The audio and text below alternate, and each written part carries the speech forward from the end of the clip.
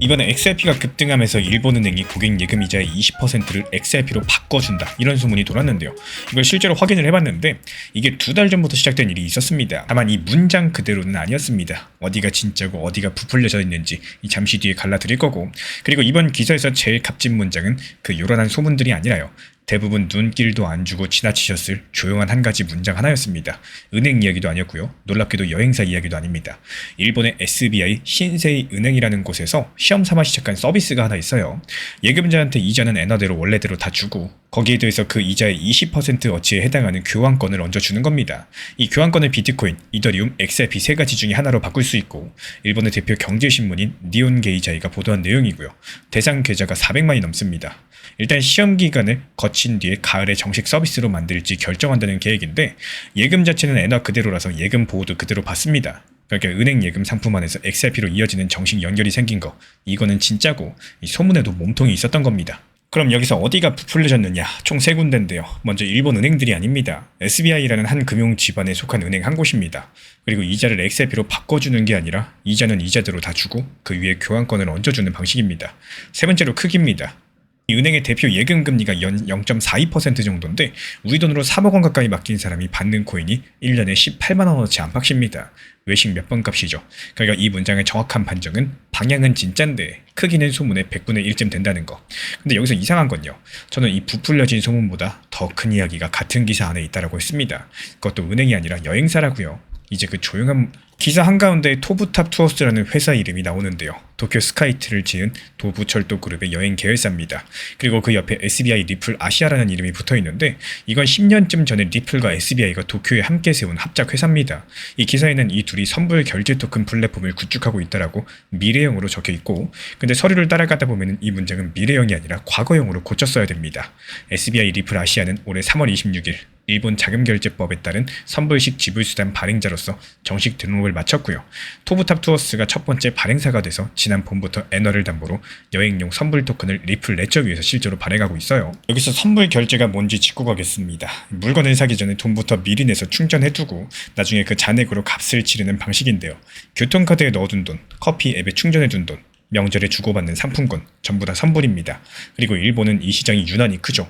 교통카드 잔액, 편의점 충전금, 게임머니, 상품권, 기업 포인트에 대해서 전부 다 합치면은 한 해에 일본 돈으로 30조엔, 우리 돈으로 치면은 270조 원쯤 되는 돈이 이 방식으로 돌게 됩니다.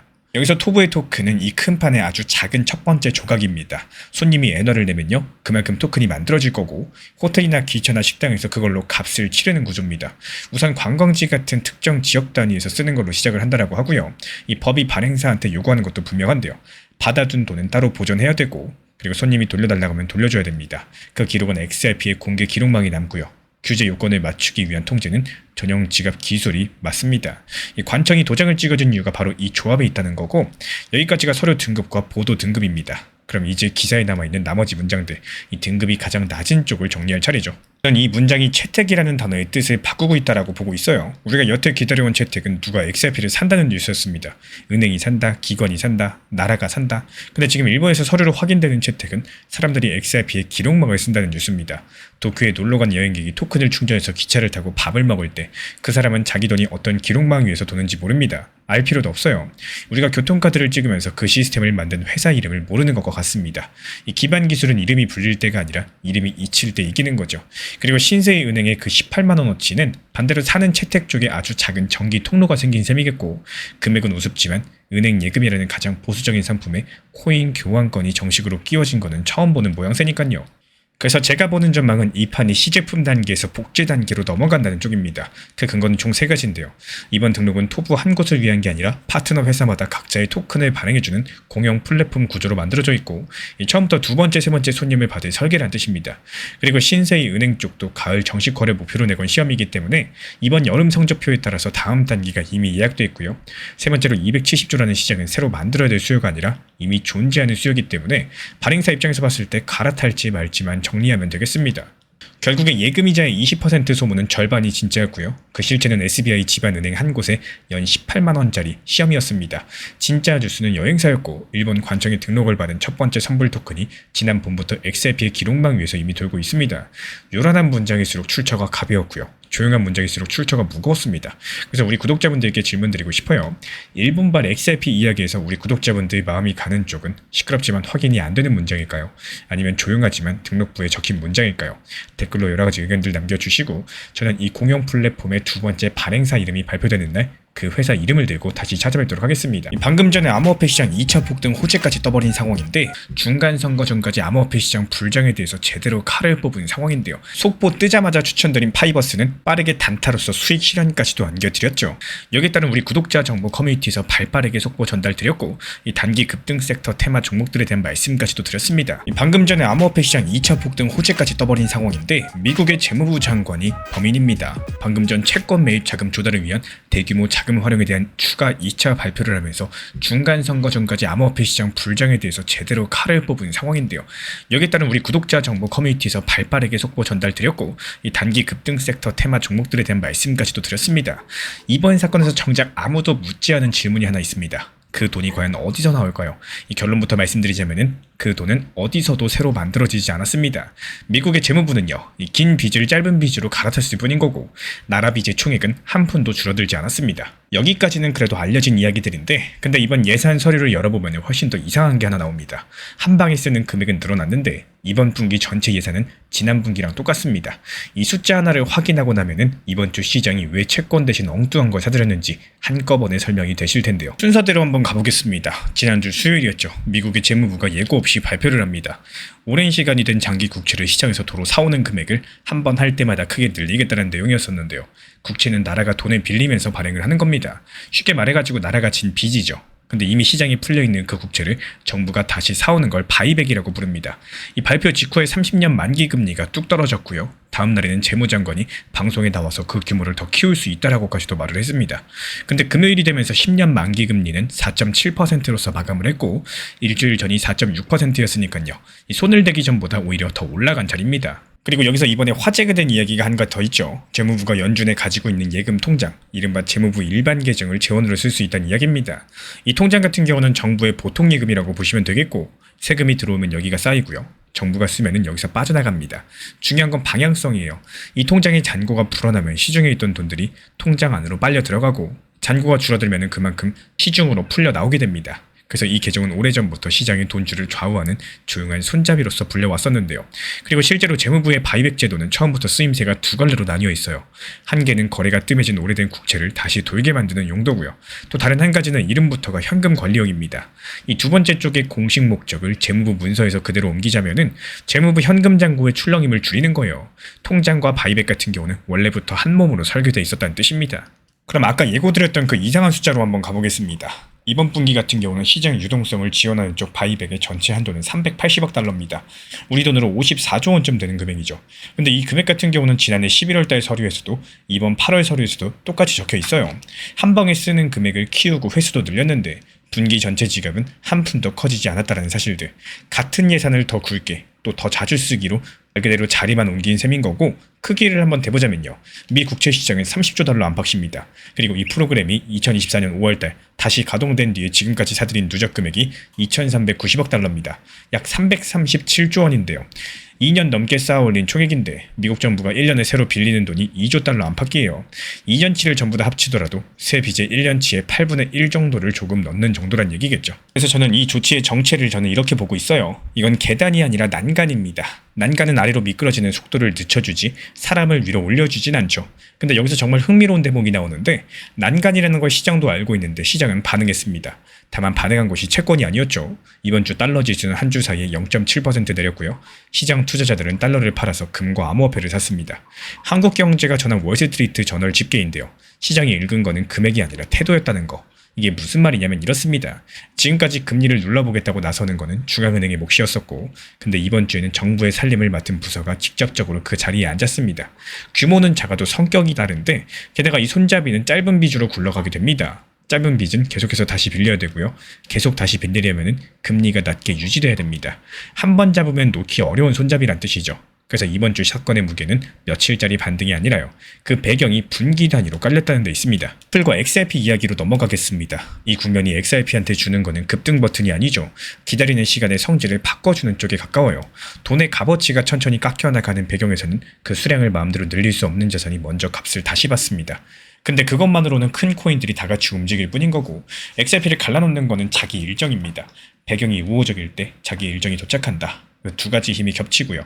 배경만 좋고 일정이 비어있으면 남들과 같은 폭으로만 움직입니다. 이번 주에 깔린 건 배경 쪽이고 일정 쪽은 아직까지 그대로입니다. 이런 상황에서 채권 시장의 짧은 빚으로 갈아타는 방식은 부담을 없애는 게 아니라 단순하게 뒤로 미룬다는 거죠. 미국 정부가 빚에 붙이는 이자로만 1년에 1조 달러 넘게 쓰고 있고요. 또 이거는 국방비보다도 큰 금액입니다. 30년 금리 같은 경우는 지난주 한때 2007년 이후에 가장 높은 자리까지 올라갔었고요. 그래서 제가 지금 바라보고 있는 관점은요. 이 다음 달부터 확대된 매입이 예정대로 굴러갈 거고 다음 분기 서류에서 분기 전체 한도 자체가 올라가게 된다면 그때가 이 조치가 응급 대응에서 상시 정책으로 넘어가는 지점이겠습니다. 그 근거는 총 3가지인데요. 발표 하루 만에 장관이 규모를 더 키울 수 있다고 공개적으로 언급을 했다라는 거, 재원 구조상 되돌리기가 어렵다라는 거, 그리고 지금 시장이 이미 달러 반대편 자산을 사는 쪽으로 답을 냈다는 점이고 그때까지 함께 볼 것도 3가지입니다. 다음 분기 예산표 맨 아래 숫자, 장기 금리의 위치, 그리고 달러 지수의 방향성이겠죠. 결국 이번 조치의 돈은 새로 만들어진 게 아니라 긴 빚을 짧은 빚으로 갈아탄 결과입니다. 한 방에 쓰는 금액은 늘었지만 분기 전체 예산은 그대로이기 때문에 이 지갑을 키운 게 아니라 같은 지갑을 더 굵게 쓰는 일입니다. 그런데도 시장이 움직인 이유는 금액이 아니라 금리를 누르는 손잡이가 중앙은행 밖에 하나 더 생겼다는 사실 그 자체였고, 그렇다면 우리 구독자분들께 한번 질문 드려보겠습니다. 이 난간의 시간이 지나면 계단이 될 수 있을까요? 아니면 끝까지 난간으로만 남게 될까요? 댓글로 여러가지 의견들 남겨주시고 다음 분기 예산표가 공개되는 날 그 맨 아래 숫자를 들고 다시 찾아뵙도록 하겠습니다. 질문 한 가지 드리고 시작을 하겠습니다. 여기 세금이 2가지가 있었습니다. 하나는 주식으로 번 돈에 매기려던 세금, 또 하나는 코인으로 번 돈에 매기려던 세금. 같은 해에 함께 만들어졌고요. 반대하는 쪽 논리도 똑같았습니다. 투자자가 떠난다, 시장이 위축된다. 근데 결말이 갈렸죠. 한 개는 한번 걷어보지도 못하고 그냥 사라졌고요. 또 하나는 내년 시행을 앞두고 있습니다.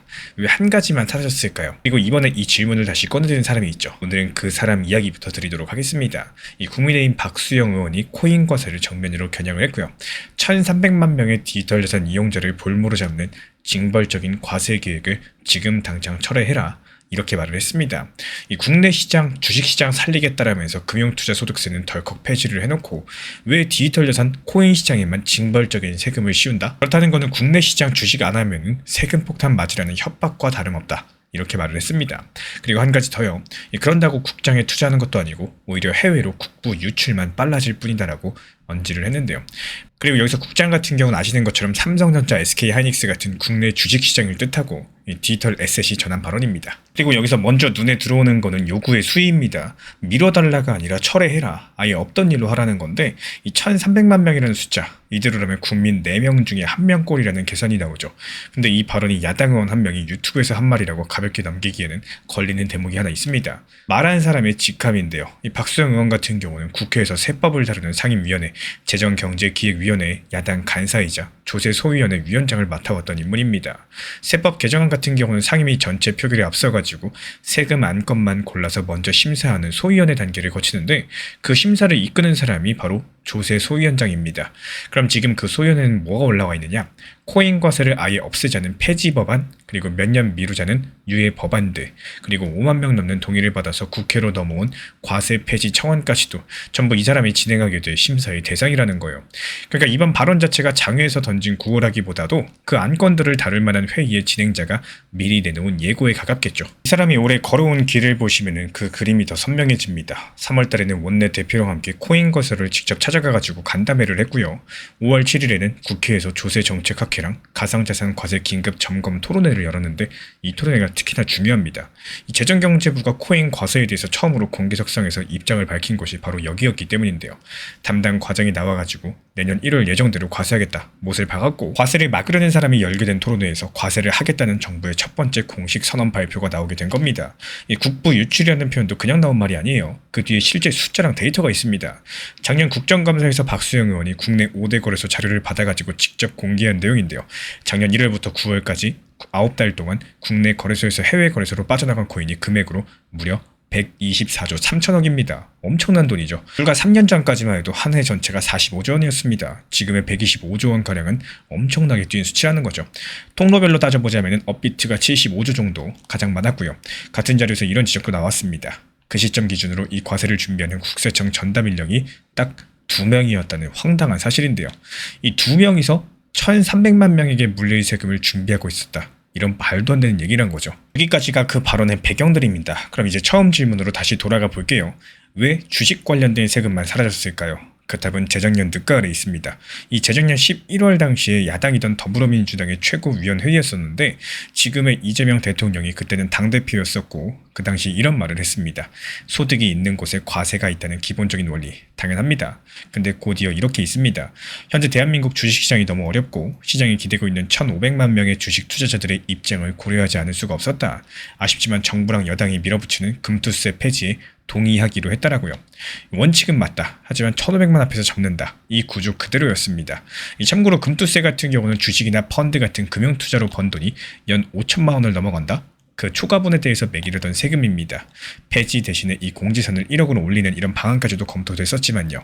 그걸로는 부족하다라고 결론냈다는 설명까지도 함께 나왔고 그리고 꼭 한 달 뒤에 재작년 12월 10일 이때 국회 본회의에서 세법 개정안들이 한꺼번에 처리되는데요. 이날 두 세금의 운명이 동시에 갈리게 됩니다. 이 금투세는 폐지 확정이고요. 코인과세는 폐지가 아니라 2년 유예입니다. 같은 날 같은 처리 절차 안에서 주식 세금은 사라졌고요. 코인 세금은 시한만 늘려받은 겁니다. 그 시한이 바로 지금 다가오는 2027년 1월입니다. 미국 재무장관이 채권시장 추가 발표하면서 순식간에 다시 한번 시장이 급등했습니다. 실시간 모니터링 중에 속보 뜨자마자 구독자 정보 커뮤니티 정보방 통해가지고 바로 브리핑 드렸고요. 그리고 발표 이후에 4분 만에 파이버스, 버추얼까지 테마 섹터 종목 추천드렸고 그리고 빠르게 단타로서 수익 실현까지도 완료가 됐습니다. 일단 이번에 미국 중간선거 껴있으면서 연말까지 대세 상승장이 예상이 돼요. 이에 따른 구독자 정보 커뮤니티 속보방 입장 원하시는 분들은 현재 보이는 번호로 문자 신청 남겨주시면 되겠습니다. 그리고 바로 이 대목이 오늘 이야기에서 가장 곱씹게 되는 부분인데요. 지금 야당이 꺼내든 방식들, 큰 숫자를 앞세워서 세금을 막는 이 방식은 가정이 아니라 전적이 있는 방식이죠. 실전에서 딱 한 번 쓰였고 그 한 번에 금투세가 실제로 사라졌습니다. 그때 불려나온 숫자가 1,500만이었고요. 이번에 불려나온 숫자가 1,300만입니다. 문장의 뼈대는 거의 같고 숫자만 바뀌었죠. 더 흥미로운 건 공격과 수비입니다. 그때 원칙을 적고 동의해준 쪽이 지금 시행을 지키는 여당이고요. 그때 폐지를 밀어붙여가지고 관철한 쪽이 지금 철회를 요구하고 있는 야당입니다. 공수가 정확히 뒤바뀐 상태에서 같은 논리가 두 번째로 실전에 나왔다는 건데 이게 오해가 없으시도록 분명히 말씀을 해드리면요. 누가 옳고 그르다는 이야기를 드리는 게 아니에요. 그런 배열이 실제로 있었다는 이 사실들의 나열을 드리고 있는 겁니다.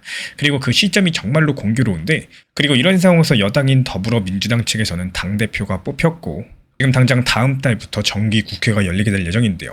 야당 조세 소위원장의 철회 요구가 사흘 전에 나왔고 그 요구를 받게 될 여당의 지도부가 정해지게 되면서 두 쪽이 마주 앉을 국회 회기가 이제부터 시작이 된다는 거예요. 그럼 이제 XRP랑 무슨 상관이 있을까요? 이번 싸움의 결과가 직접 건드리는 거는 국내 원화 시장의 활력소입니다. XRP는 우리나라 원화 거래에서 거래대금으로 늘 손꼽히는 코인이죠.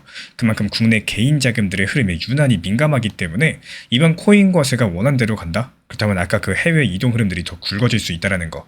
이게 야당 쪽의 주장이고요. 반대로 완화나 유예 쪽으로 기운다? 그렇다면 원화 시장에 남는 돈의 혜택을 가장 직접적으로 받는 XRP가 있겠죠. 어느 쪽으로 굴러가든지 간에 XRP 홀더들에게 남의 일이 아니라는 뜻이고 게다가 이 1,300명이라는 숫자가 정치 언어로 불려나오기 시작했다는 사실 그 자체입니다. 재작년에 1,500만 명이 실제로 세금 하나를 사라지게 만든 나라에서 코인 투자자가 그 크기의 숫자로 호명되기 시작했다는 것은 이기고 지고를 떠나 코인 민심의 눈치를 보는 정치가 시작됐다는 신호겠죠. 길게 보면 국내 제도 환경이 투자자 쪽으로 기울 만한 엄청난 압력이겠고요. 그래서 제가 바라보는 관점은 재작년의 결말은 이번에는 반복되지 않는다. 철회는 관철되지 못하고 연말 국회에서 시행이라는 원칙은 살아남되 다툼은 세부 조건을 다듬는 쪽으로 좁혀진다. 이렇게 보고 있습니다. 그 근거는 총 3가지인데요. 먼저 방금 말씀드린 구도의 차이, 접을 권한을 가진 쪽이 이번에는 접을 이유가 약합니다. 두 번째로 정부가 5월달 첫 번째 공개 입장 이후에 예정대로라는 방침을 한 번도 흔들지 않았다는 거. 세 번째로 재작년에는 다수당 대표의 결단이라는 결정적인 계기가 있었는데 이번에는 그 위치에 있는 쪽에서 아직 아무런 신호가 없다라는 거. 그래서 결국에 코인 과세 법안들을 심사할 조세 소위원장이 1,300만을 앞세운 과세 철회를 요구를 했는데요. 이 방식 같은 경우는 재작년 1,500만 명이 금투세를 실제로 사라지게 했던 이 전적이 있는 방식입니다. 다만 그때랑은 다르게 지금 같은 경우는 시행을 지키는 쪽이 정부랑 과반 여당이기 때문에 저는 철회보다는 시행 유지 속의 세부 조정이라는 가설을 적어봤습니다. 그 가설의 첫 번째 시험대는 바로 이번에 대전에서 뽑혔던 여당 새 지도부고요. 우리 구독자분들 생각은 어떠십니까? 이 재작년 주식의 결말이 코인에서도 반복될 수 있을까요? 아니면 이번에는 다를 수 있을지 댓글로 여러 가지 남겨주시고, 이번 여당 새 지도부가 코인 가설에 대해서 내놓는 첫 번째 공식 발표가 나오는 순간 그 문장을 그대로 다시 들고 찾아뵙도록 하겠습니다. X의 자동 계정 하나가 글을 올립니다. 달러 다발 그림 7개, 그리고 짧은 한 줄. 1000만 RLUSD가 방금 새로 발행됐다. 그리고 이 계정은 사람이 아닙니다. 리플 레저라는 거래 기록이 전부 공개되는 장부를 밤낮 없이 지켜보다가 리플이 자기 달러 코인을 찍을 때마다 자동으로 알려주는 추적 프로그램이고요. 이 발행 기록은 장부 조회 사이트에도 그대로 남아 있습니다. 이 금액 같은 경우는 우리 돈으로 약 141억 원 규모인데요. 근데 뒤따라 붙은 외신 기사들이 주목한 건 금액이 아니었어요. 바로 그 성격이었습니다.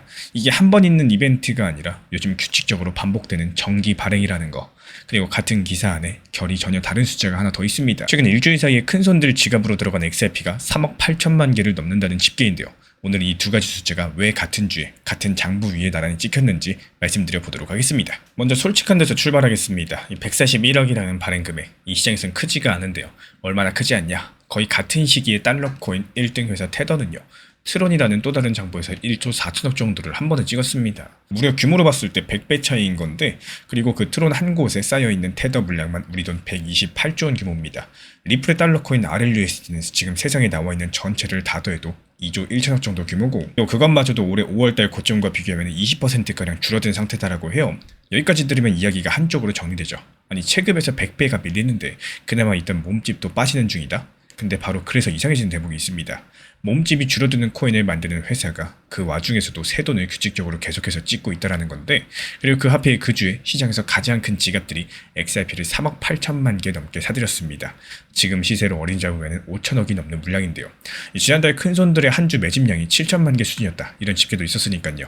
한 달 사이에 5배 넘게 커진 셈이겠고, 밀리는 판에 큰돈이 들어온다. 그럼 둘 중 하나겠죠. 큰손들이 뭔가를 잘못 봤다거나 아니면 우리가 저 숫자들을 잘못 읽고 있다거나. 그래서 오늘은 이 뒤쪽 가능성들을 파보도록 하겠습니다. 그 출발점은 두 회사가 돈을 찍는 방식이 애초에 다르다라는 사실인데요. 미국 재무장관이 채권시장 추가 발표하면서 순식간에 다시 한번 시장이 급등했습니다. 실시간 모니터링 중에 속보 뜨자마자 구독자 정보 커뮤니티 정보방 통해가지고 바로 브리핑 드렸고요. 그리고 발표 이후에 4분 만에 파이버스, 버추얼까지 테마 섹터 종목 추천드렸고, 그리고 빠르게 단타로서 수익 실현까지도 완료가 됐습니다. 일단 이번에 미국 중간선거 껴있으면서 연말까지 대세 상승장이 예상이 돼요. 이에 따른 구독자 정보 커뮤니티 속보방 입장 원하시는 분들은 현재 보이는 번호로 문자 신청 남겨주시면 되겠습니다. 그러니까 스테이블 코인이 뭔지 한 번만 새로 정리드리겠습니다. 값이 오르내려서 돈을 버는 코인이 아니라 한계값이 늘 진짜 미국 돈 한 장 값에 붙어있도록 만들어서 돈처럼 쓰이는 것 자체가 목적인 코인인데요.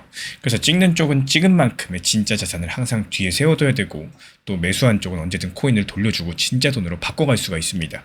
여기까지는 테더나 리플이나 같습니다. 다른 거는 찍는 방식이에요. 이 테더의 손님은 전 세계 개인 투자자들이죠. 거래소마다 이 코인으로 다른 코인으로 사고 팔기 때문에 수요가 크고 또 빠르게 몰립니다. 그래서 몰릴 때 바로 내줄 수 있도록 미리 큼직하게 찍어서 채워두는 쪽에 가깝다는 거예요. 재고를 채우는 발행이겠죠. 이번 1조 4천억 발행 자체도 그 연장선이겠고, 반면 리플 쪽은 보도 설명을 그대로 옮기면은 이번 발행이 특정 기업들의 수요에 맞춰가지고 선별적으로 이루어졌다고 합니다. 아무나 사가라고 시장에 뿌리는 게 아니라 이 확인된 기업 고객 쪽에서 필요가 생겼을 때 그 크기에 맞춰서 찍는다는 겁니다. 주문에 맞춰가지고 찍는 발행이겠죠. 그래서 이 설명대로라면은 141억이라는 숫자를 읽는 방법이 달라지고, 고작 141억이 아니라 그만한 실제 수요가 이번에도 있었다는 기록에 가까워진다라는 거죠.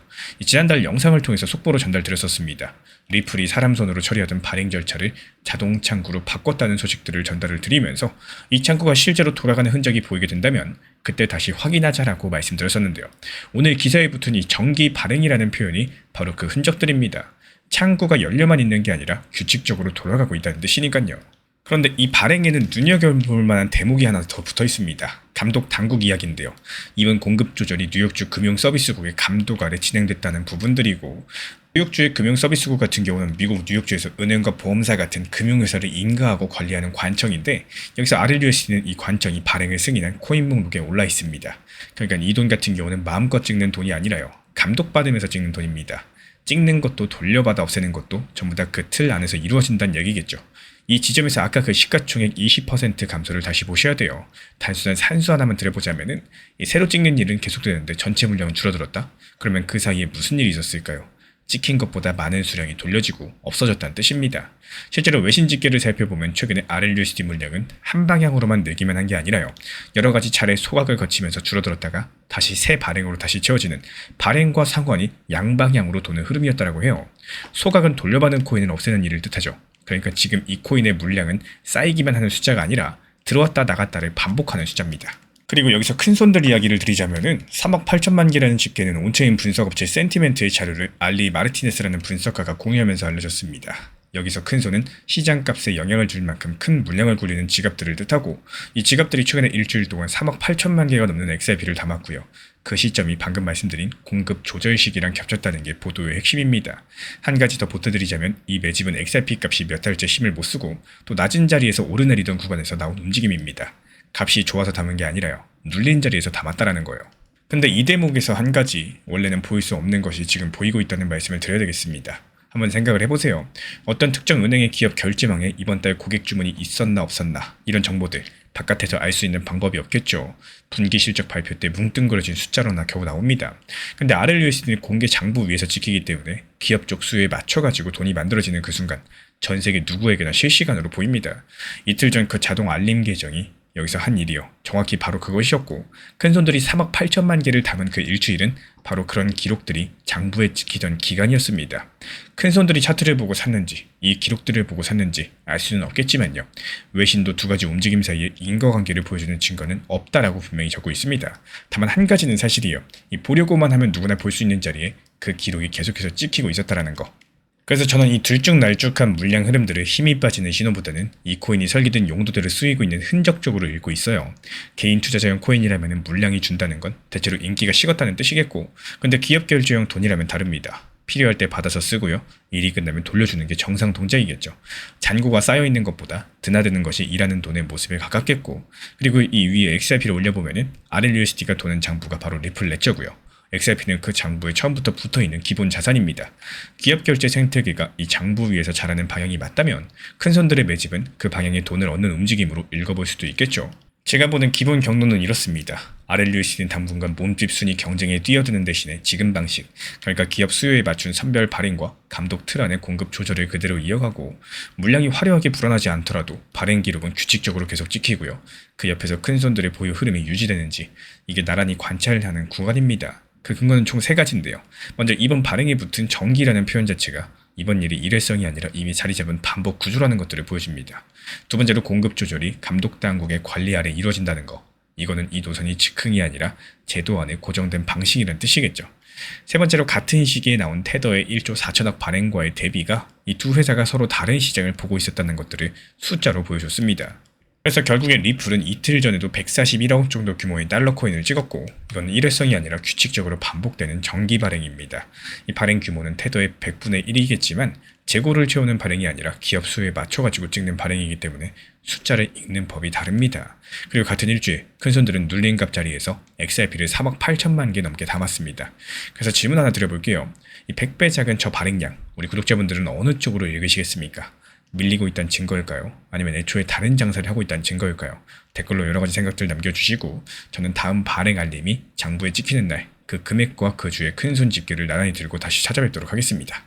지금부터 상당히 중요합니다. 이거 집중해서 들어주셔야 돼요. 지금 많은 분들께서 리플 XRP 급등 나오니까 어떻죠? 지금 매도해야 되나 아니면 더 보유해야 되나 이 두 가지에 대해서 망설이고 어떻게 해야 될지 이 방법 자체를 모르고 고민하고 문의 주시는 분들이 정말 많아졌습니다. 근데 이 내용 자체가 제가 영상 통해서 매번 말씀을 드리고 있는 내용임에도 불구하고 이 문의를 주고 계신 분들이 많이 계세요. 그래서 다시 한번 강조를 드려보도록 하겠습니다. 먼저 첫 번째, 이 메인 비중에 대해서는요. 이 장기적으로 보면서도 일부 비중은 단기 고점 그리고 단기 저점에 대해서 잘 살려나갈 수 있는 원칙 매매 활용하셔라 말씀드려요. 여기서 만약에 나는 바쁘고 신경 쓰기 싫고 이 투자 심리 흔들리기 싫다 이런 분들의 공통점 자체가 궁금하고 답답해가지고 업비트 빗썸을 매일매일 거의 10분 5분 단위로 계속해서 보고 있는데 지금 사실상 팔기 아까워가지고 이게 바쁘고 신경 쓰기가 싫은 거지 단기 고점의 목표가 걸어놓으세요. 그리고 단기 저점에 매수 타점 걸어놓는 거 이거 1분도 안 걸립니다. 쉽게 설명드리지만 이 리플 정보방에서도 이렇게 안내를 도움드리고 있는데요. 그래서 여기에 대해서 우리 구독자분들 정말 쉽게 리플 정보방 통해서 안내 도움드리고 있는 상황이죠. 실제로 리플 XRP의 순간적인 급등이 나온 순간 이 구간 전에 2,300원이라는 단기 고점에 대한 목표가를 미리미리 말씀을 드렸습니다. 기본적인 리플 XRP 차트, 기술력 발표, 여러가지 호재들, 그리고 심리적인 고점 부근 구간에 이렇게 매도를 미리 걸어놓은 이유는요. 상승이라는 파도가 찾아오면 그 다음은 주춤할 거고 또 내려오는 이 하락 구간이라는 게 반드시 존재하고 있기 때문입니다. 그리고 이런 것들은 예상할 수가 있기 때문이에요. 일단 8월 22일 어땠습니까? 2,300원 단기 고점에서 목표가 정확하게 실현하면서 보시는 것처럼 분할 매도에 성공을 했습니다. 그리고 여기서 추가적인 상승 구간이 나올 때마다 어땠죠? 다시 한번 또 매수 진입을 하게 되는 건데요. 2,300원 라인에서 팔고 나와가지고 다시 리플 XRP가 하락했었죠. 그때 2,100원에 미리미리 매수하셔라. 이 지정가 매수를 통해서 걸어놨습니다. 그러면은 업비트 차트 볼 필요 있어요, 없어요? 없죠. 어렵게 생각하시면은 끝도 없이 어려워지는 시장이고, 그냥 내가 단순하게 생각하시면은 정말로 신경 안 써도 되고 투자 심리 흔들릴 필요가 없는, 그냥 계속 수익 볼 수 있는 정말 좋은 시장입니다. 몰빵으로 리플 들어가고 내가 들어가 있는 시간이 아깝고 매수했던 매수 가격이 높다, 뭐 그렇다고 해가지고 이런 것들을 기준으로 삼아버린다? 그렇다면 어떻게 될까요? 결국에 시장이 가져다 수 있는 기회 그리고 수익들에 대해서 놓치게 되는 경우가 많을 거고, 이 지난번처럼 리플 XRP 4,850원 라인에서 저희가 매도하고 나왔던 것처럼 이렇게 여기서 기회를 놓치신 분들, 아직도 이 고점 4,000원 위에서 매수 평단가 물려 계신 분들 정말 많죠. 이때 못 팔고 계속해서 쳐다만 보게 된다는 겁니다. 지금도 마찬가지예요. 최근에 1,400원 라인에서 매수 타점에 대해서 말씀드리고, 이었던 리플이 지금 2,300원까지 상승했던 수치는 절대 작은 수치가 아닙니다. 그냥 단순하게 퍼센트로 계산해봐도 60% 이상의 수익을 단기간에 냈고요. 그리고 정확하게 고점 2,300원에 매도하셔라. 이거 도달하기 전에 미리 말씀을 드렸어요. 말 그대로 똑같은 시장이다라고 할지라도 누구는 계속해서 수익을 보고 있는데 누구는 4,000원대 물려가지고 계속해서 그냥 쳐다만 보는 이 투자자들 간의 빈부격차가 점점 더 심해지는 상황이라는 거죠. 실제로 8월 18일 미리 리플 XRP가 급등하기 전에 말씀드렸습니다. 이 1,420원 라인에 대한 리플 타점을 리플 정보방에서도 안내드렸었지만 결국에 얼마나 단기 저점에서 잘 매수 활용하고 단기 고점에서 매도할 수 있느냐, 이 매수하더라도 매도가 정말로 중요하다는 거예요. 수익 실현하고 그 현금을 다시 또 챙겨나갈 수 있는, 혹시 복리의 구조에 대해서 앞당길 수 있는 것처럼 여기서 나온 수익금도 다시 저점에서 매수한다면은 이게 바로 빠르게 수익 낼 수 있는 핵심 중에 핵심이라고 볼 수가 있겠죠. 여기에 따른 리플 정보방 우리 채널 구독해 주신 분이라면은 필요하신 분들께서만 문의 주세요.